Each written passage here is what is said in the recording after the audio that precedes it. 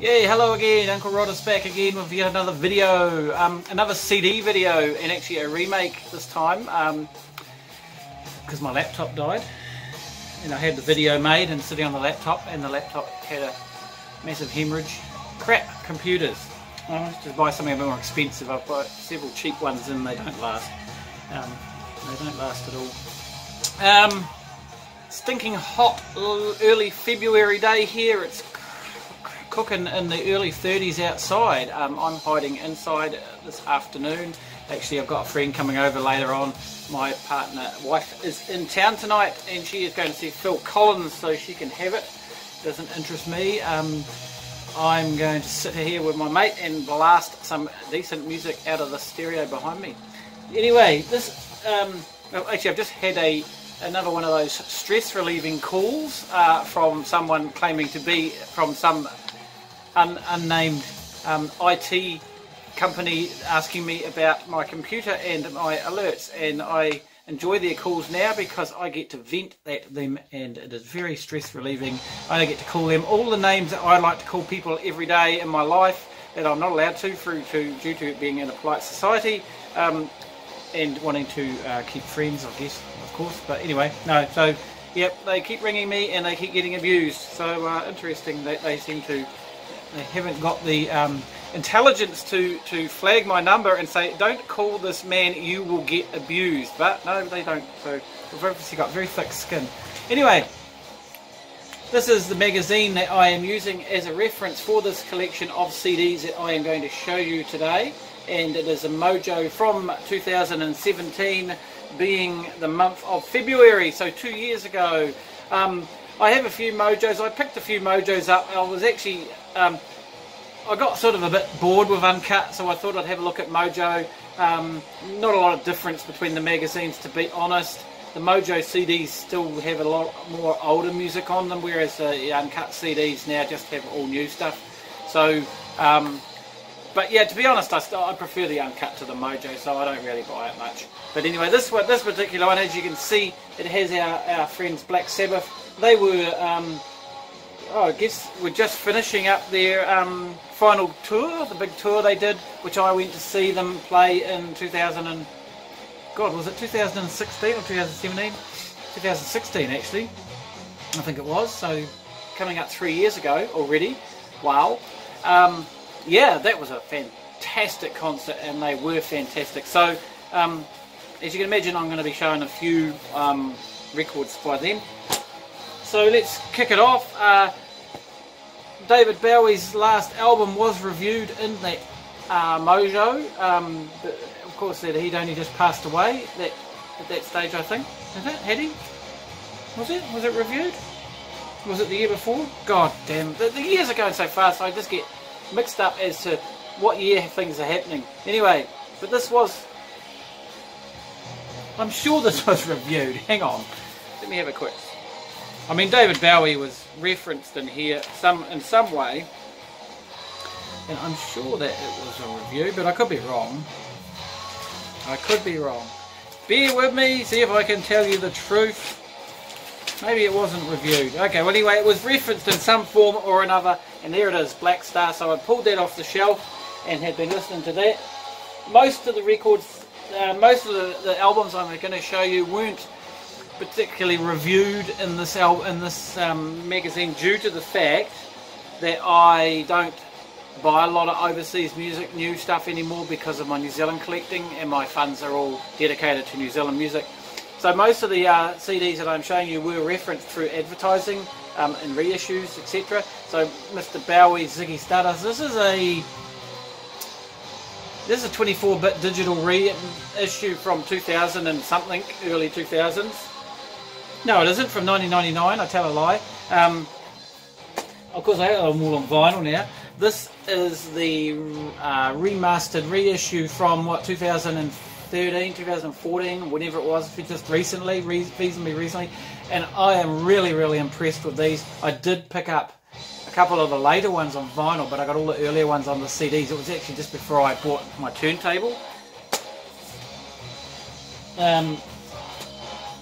Mr. Bruce Springsteen, The River, this is actually pulled out of the box set that I have of his first 7 or 8 albums up to 1984. I used to have this on vinyl, surprisingly enough, and I wasn't really a Bruce Springsteen fan back then. Pink Floyd, well, this was advertised. This is a SACD version of from the 2000s or something. You can't see a year on there, but anyway, this is actually, it is a pretty cool, we did a comparison, me and Ed did a comparison of this with the vinyl copy. I have an original New Zealand vinyl copy, which is actually in reasonably playable condition and sounds good. To be honest, this sounds, I want to say the word better. I mean, it's, I guess what happens is this sticks, it comes at you a lot more than what the vinyl copy does. It actually is brighter, so it sounds clearer. I mean, being on CD because there's no background noise, so I don't know. It's I don't want to say better, but Aretha Franklin.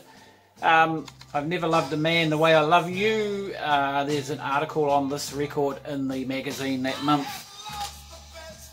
An old favourite, Nirvana's mega album from 1992, 91, 92, 91.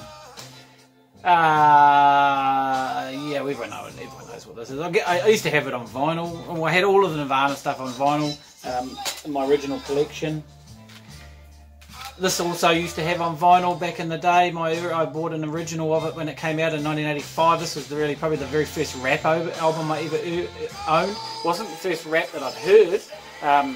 I was familiar with Grandmaster Flash's The Message and White Lines, which were getting a lot of radio play on student radio back in the day, and I really love those songs. And I did have them on vinyl in some format, 12-inch format, I think.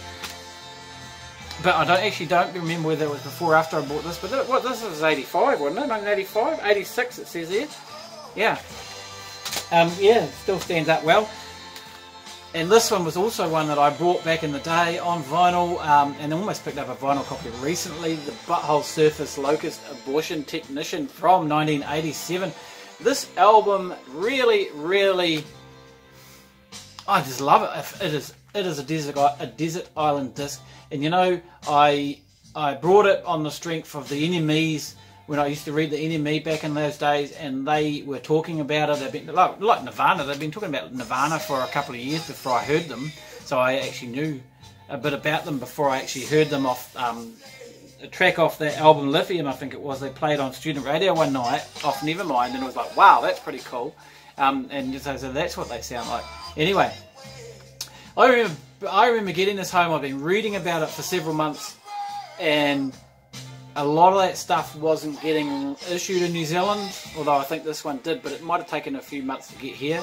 You know, back in those days, a lot of the music I read about overseas I couldn't buy here unless someone imported it, and then it was really expensive.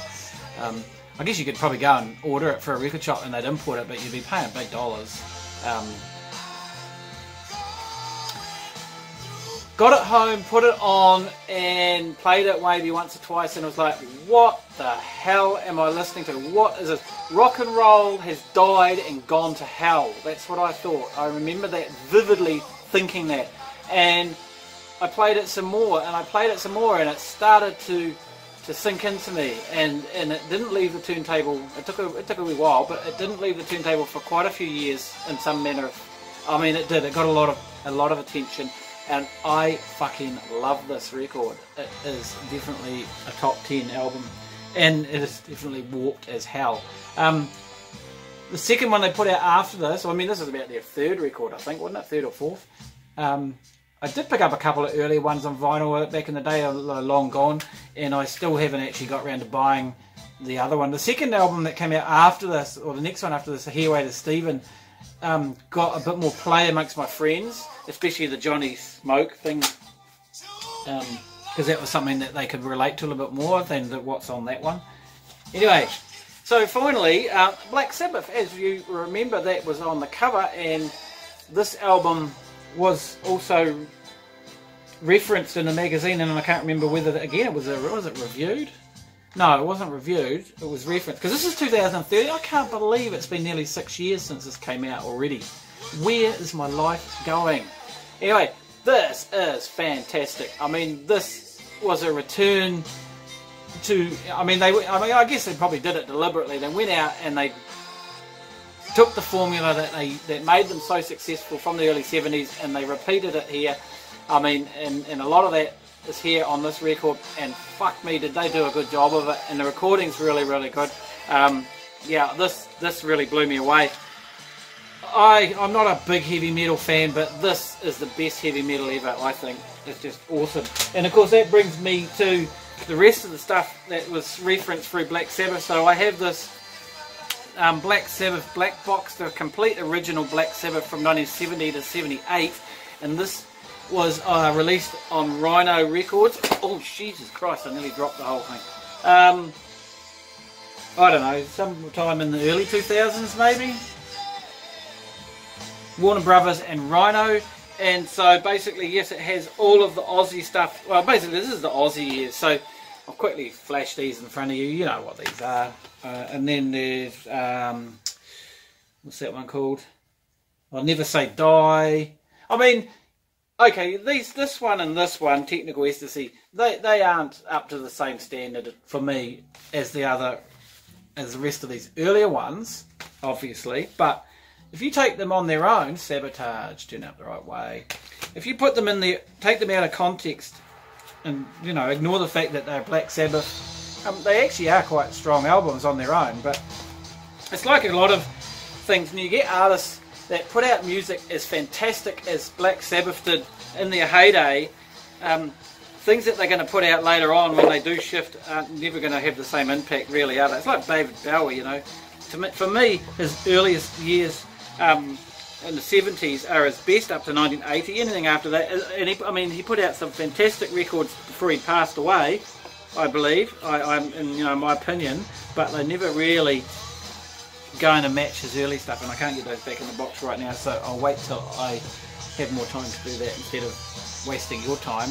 So thank you for watching. That's CD video number 4, I believe. So no more vinyl coming in just yet. I'm in the middle of a rather prolonged vinyl drought, and until my work picks up again, and it's not, I'm just surviving on maintenance work and small jobs at the moment, and until things pick up I just can't afford any vinyl. So God, I hope that's not going to be for too long, but it's a bit of a downturn here, and I'm not, it's general, it's not just me. Yeah, I've spoken to several people recently, and people are quiet in different areas, so we'll see what happens. So yep, that's me again. Happy summer for us here in New Zealand, and happy winter for you over there. I know that you guys in the States a lot of you are freezing your nuts off right now, and we're cooking, so as you do. Rightio, see you next time. Roddus back again. I forgot completely about this. I stopped the video.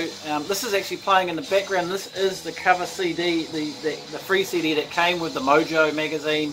Heavy Nuggets Volume 4. I actually do have Volume something or other.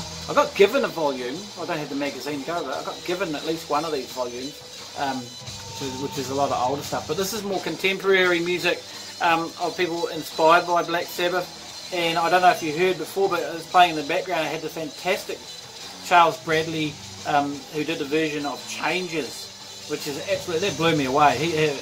We know Charles has passed away since, but he was a late bloomer. But yeah, lots of interesting. Earthless was on here, Uncle Acid, Rival Sons, who actually played with Sabbath on the tour, Boris, Grails, Sleep.